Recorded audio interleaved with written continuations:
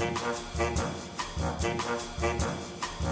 Dave Linstrom. I'm the owner chef here at Fika in Fish Creek. Fika means to have coffee and pastry with friends and family. It's something in Scandinavia that they do all the time. Businesses are required to have Fika rooms where they take breaks at least twice a day. Our family does have Scandinavian heritage. When my grandma and my grandpa both came over from Sweden, my grandma originally worked as a cook. We grew up baking in the house. My mom always had the rule of 7, which is a Swedish thing. You always have to have at least 7 different kinds of dessert available in case anyone ever stops by.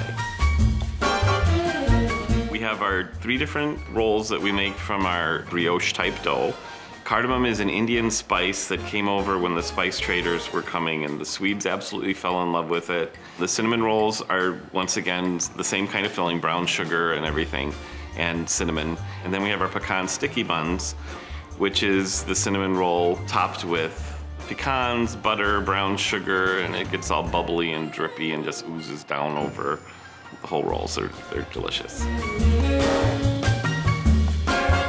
An Olli Roll is a Danish dough that we take and we fill it with different fillings. The one we chose for today is meatball. We take our Swedish meatball recipe and it's put in gravy and it's put inside the Olli Roll. It's served with lingonberries on the side and they're baked fresh for you daily. Today we're making an iced Fika Mocha.